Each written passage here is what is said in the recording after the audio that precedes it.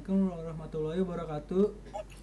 Kami dari kelompok 6 ingin mempresentasikan modul yang berjudul Prinsip-prinsip keputusan dalam menghadapi lawan yang berhadapan. Kami dari kelompok 6 terdiri dari 3 anggota, yaitu Safa Putri Susatyo, Azmi Riani, dan saya Toku Muhammad Ilham Zaki. Pendahuluan. Pengambilan keputusan adalah proses membuat pilihan dari sejumlah alternatif untuk mencapai hasil yang diinginkan. Proses pengambilan keputusan dapat dianggap sebagai suatu hasil atau keluaran dari proses mental atau kognitif yang membawa pada pemilihan suatu jalur tindakan di antara beberapa alternatif. Pengambilan keputusan bisa jadi berupa rasional atau irasional. Pengambilan keputusan dapat dilakukan oleh individu, sekelompok orang, atau dalam suatu organisasi. Suatu proses pengambilan keputusan membutuhkan langkah-langkah dalam membantu dan membuat keputusan yang lebih terdidik agar dapat mencegah pengambilan keputusan yang salah. Prinsip-prinsip keputusan. Intuisi. Pengambilan keputusan berdasarkan intuisi adalah pengambilan keputusan yang berdasarkan perasaan yang sifatnya subjektif. Pengalaman. Pengambilan keputusan berdasarkan pengalaman memiliki manfaat bagi pengetahuan praktis karena dengan pengalaman yang dimiliki, seseorang dapat memperkirakan keadaan sesuatu. Wewenang. Pengambilan keputusan berdasarkan wewenang biasanya dilakukan oleh pimpinan terhadap bawahannya. Fakta. Pengambilan keputusan berdasarkan fakta dan data dapat memberikan keputusan yang sehat, solid, dan baik. Rasional. Pada pengambilan keputusan yang berdasarkan rasio, keputusan yang dihasilkan bersifat objektif, logis, dan lebih transparan untuk memaksimalkan hasil atau nilai dalam batasan kendala tertentu. Aspek-aspek pengambilan keputusan. Aspek-aspek pengambilan keputusan menurut Hasan dalam Fakih 2012 antara lain sebagai berikut. A. Memahami potensi diri.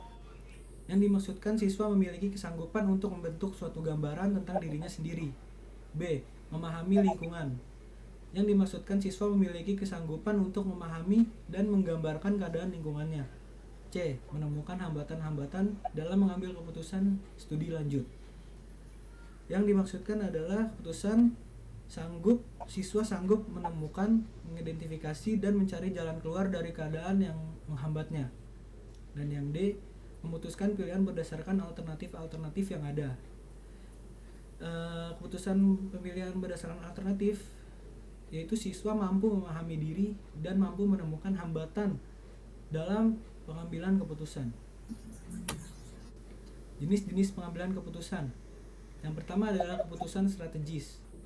Keputusan strategis adalah keputusan untuk menjawab tantangan dan perubahan lingkungan dan biasanya bersifat jangka panjang. Tujuan keseluruhan dari pengambilan keputusan strategis atau strategic decision making adalah untuk memilih strategi alternatif sehingga keunggulan kompetitif jangka panjang dapat tercapai. Berikut adalah karakteristik khusus yang terkandung dalam keputusan strategis. Yang pertama, rare. Keputusan strategis yang tidak bisa dan khusus. Yang kedua, consequential, yaitu keputusan strategis yang memasukkan sumber daya penting. 3. Direktif, yaitu keputusan strategis yang menetapkan keputusan yang dapat ditiru oleh keputusan-keputusan lain. Selanjutnya akan dipresentasikan oleh Azmi Riani. Yang kedua adalah keputusan taktis. Keputusan taktis adalah keputusan yang berkaitan dengan pengelolaan sumber daya, keuangan, teknik. Keputusan ini diambil oleh manajemen menengah. Pengambilan keputusan taktis atau tactical decision making terdiri dari pemilihan di antara berbagai alternatif dengan hal yang langsung atau terbatas yang dapat dilihat. Beberapa keputusan taktis cenderung bersifat jangka pendek, seringkali mengandung konsekuensi jangka panjang. Tujuan keseluruhan dari pengambilan keputusan strategi atau strategic decision making adalah memilih strategi alternatif sehingga keunggulan kompetitif jangka panjang dapat tercapai. Selanjutnya yang ketiga ada keputusan operasional. Keputusan yang berkaitan dengan kegiatan operasional sehari-hari. Keputusan ini diambil oleh manajemen bawah. Keputusan operasional ini dilakukan untuk menjalankan kegiatan organisasi sehari-hari atau dilakukan dalam rutinitas organisasi demi berjalannya organisasi tersebut. Keputusan ini biasanya diputuskan tanpa meminta pendapat dari pimpinan terlebih dahulu, yaitu langsung diputuskan saat itu juga. Next. Selanjutnya ada faktor-faktor yang mempengaruhi pengambilan keputusan. Ada 3 faktor. Yang pertama, kedudukan dalam pengambilan keputusan. Kedudukan seseorang dapat mempengaruhi keputusan karena dalam organisasi yang berhak untuk memutuskan suatu keputusan adalah seorang pemimpin yang kedudukannya paling tinggi. Yang kedua, masalah. Salah satu penghambat dalam tercapaian suatu tujuan yang akan dicapai. Yang ketiga, tujuan dalam keputusan yang diputuskan harus memiliki tujuan yang akan dicapai, baik tujuan organisasi maupun tujuan yang lainnya. Selanjutnya akan dibacakan oleh Safa. Selanjutnya ada tujuan pengambilan keputusan. Tujuan pengambilan keputusan dapat dibedakan menjadi dua, antara lain tujuan yang bersifat tunggal. Tujuan pengambilan keputusan yang bersifat tunggal hanya dapat menyelesaikan satu masalah saja dan keputusan tunggal ini tidak memiliki kaitan dengan masalah yang lainnya. Yang kedua, tujuan yang bersifat ganda. Tujuan pengambilan keputusan yang bersifat ganda terjadi apabila keputusan yang dihasilkan terdapat lebih dari satu masalah, yang artinya bahwa keputusan yang diambil tersebut dapat menyelesaikan permasalahan secara sekaligus. Selanjutnya ada proses pengambilan keputusan. Tohiron menjelaskan proses pengambilan keputusan meliputi sebagai berikut: perumusan masalah, pengumpulan data dan analisis, pembuatan alternatif kebijakan, pemilihan salah satu alternatif terbaik, pelaksanaan keputusan, pemantauan dan pengevaluasian. Selanjutnya, yang pertama perumusan masalah. Dalam hal ini, pemimpin diharapkan mampu merumuskan masalah yang ada di dalam suatu organisasi. Suatu masalah hadir karena adanya gap atau kesenjangan antara kenyataan, titik berangkat dengan tujuan yang ingin diraih atau standar yang ingin dicapai. Adanya halangan dan kesulitan untuk menjembatani kesenjangan itu. Adanya kemungkinan penyelesaian masalah bila perumusannya benar. Masalah yang sering muncul dalam pengkajian fakta adalah pemimpin dan orang yang ada di sekitarnya sering membaurkan fakta dengan tafsiran tentang fakta tersebut. Sebuah perumusan yang baik mengidentifikasikan semua elemen-elemen yang relevan, elemen apa yang absen, dan elemen apa yang perlu ditambahkan. Yang kedua ada pengumpulan data dan analisis. Data pemimpin diharapkan dapat mengumpulkan dan menganalisis data yang dapat membantu memecahkan masalah yang ada. Adapun proses pemecahan masalah dalam pengambilan keputusan yaitu ada fase pengumpulan fakta. Fase pengumpulan data atau fakta meliputi kegiatan mendefinisikan masalah serta mengumpulkan masalah serta menganalisis data yang penting. Yang B, fase penemuan ide. Fase penemuan ide meliputi kegiatan pengumpulan ide-ide yang mungkin dipakai dan kemudian mencari ide yang terbaik. Yang C, fase penemuan solusi. Fase penemuan solusi ini meliputi kegiatan mengidentifikasi dan mengevaluasi pemecahan yang mungkin dilakukan dan bagaimana cara melakukan. Yang ketiga ada pembuatan alternatif kebijakan. Cara pemecahan ini hendaknya selalu diusahakan adanya alternatif beserta konsekuensinya, baik positif maupun negatif. Untuk mengadakan perkiraan dibutuhkan adanya informasi yang secukupnya dan metode perkiraan yang baik. Perkiraan itu terdiri dari berbagai macam pengertian. Perkiraan dalam arti proyeksi. Perkiraan yang mengarah pada kecenderungan dari data yang telah terkumpul dan tersusun secara kronologis. Perkiraan dalam arti prediksi. Perkiraan yang dilakukan dengan menggunakan analisis sebab akibat. Perkiraan dalam arti konjeksi. Perkiraan yang didasarkan pada kekuatan intuisi atau perasaan.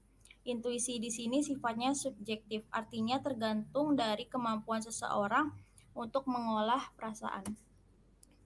Yang keempat, ada pemilihan salah satu alternatif terbaik. Pemilihan satu alternatif yang dianggap paling tepat untuk memecahkan masalah tertentu dilakukan atas dasar pertimbangan yang matang atau rekomendasi. Dalam pemilihan atau satu alternatif dibutuhkan waktu yang lama karena hal ini menentukan alternatif yang dipakai akan berhasil atau sebaliknya. Pengambilan keputusan oleh pimpinan kaitannya dengan pemilihan alternatif pemecahan masalah akan melibatkan semua pihak yang terlibat dalam lembaga pendidikan. Pimpinan harus mengembangkan konsep kerja sama antar personal agar pelaksanaan alternatif pemecahan masalah lebih cepat dan mudah. Kerjasama dapat diciptakan jika pimpinan memiliki keterampilan manusiawi. Yang kelima, pelaksanaan keputusan. Dalam pelaksanaan keputusan berarti seorang pimpinan harus mampu menerima dampak yang positif atau negatif. Ketika menerima dampak yang negatif, pemimpin harus juga mempunyai alternatif yang lain. Pelaksanaan pengambilan keputusan sering menjadi masalah karena keputusan yang mesti ditanggapi oleh banyak orang malah ditangani oleh sedikit orang. Hal sebaliknya juga sering terjadi, keputusan yang seharusnya dapat ditangani oleh 2-3 orang diserahkan kepada sebuah tim yang terdiri dari 40 orang atau lebih. Akibatnya timbul perdebatan yang tak henti-hentinya. Jadi tentukan dulu cara pengambilan keputusan yang paling cocok dengan situasi dan masalah yang ada. Individu, tim, musyawarah, voting, dan lain-lain. Yang keenam, ada pemantauan dan pengevaluasian. Hasil pelaksanaan setelah keputusan dijalankan seharusnya pimpinan dapat mengukur dampak dari keputusan yang telah dibuat. Penilaian ulang perlu diadakan, faktor-faktor penentu yang akan dinilai harus diputuskan sejak awal dan tidak setelah pelaksanaan berjalan. Dengan cara ini memang akan mudah terjadi debat yang hangat, namun akurasi akan lebih terjamin. Akan dilanjutkan dengan Tengku Muhammad Ilham. Ya, selanjutnya ada studi kasus. Berikut ini adalah contoh studi kasus perusahaan Xiaomi. Perusahaan teknologi asal Tiongkok dalam menghadapi situasi di mana mereka harus mengambil keputusan dengan mempertimbangkan prinsip-prinsip dalam menghadapi lawan yang berhadapan. Xiaomi adalah suatu perusahaan terkemuka dalam industri smartphone dan produk elektronik konsumen global. Mereka bersaing dalam pasar yang sangat kompetitif dengan pesaing utama seperti Apple, Samsung, dan Huawei. Dalam rangka mempertahankan posisi mereka di pasar global, misalnya Xiaomi merencanakan peluncuran produk terbaru mereka yang akan bersaing langsung dengan produk unggulan pesaing utama seperti iPhone dari Apple. Dalam menghadapi suatu situasi ini, Xiaomi akan memastikan yang pertama, produk mereka adalah hasil inovasi yang kuat dengan fitur-fitur unik yang membedakan dari pesaingnya. Yang kedua, mereka telah melakukan pemeriksaan menyeluruh terhadap paten dan hak kekayaan intelektual yang ada untuk memastikan kepatuhan hukum. Yang ketiga, Xiaomi mempromosikan produk secara jujur dan transparan, tidak mencoba menyesatkan pelanggan, dan dengan memperbandingkan yang tidak akurat dengan produk pesaing. Kesimpulannya, dalam kasus ini perusahaan Xiaomi menghadapi situasi persaingan yang sengit dengan perusahaan Apple, tetapi mereka memilih untuk mengikuti prinsip-prinsip yang etis dan mempertimbangkan kepentingan jangka panjang mereka. Pendekatan ini membantu mereka membangun citra yang baik di mata pelanggan dan menjaga integritas perusahaan mereka saat berhadapan dengan lawan yang berhadapan.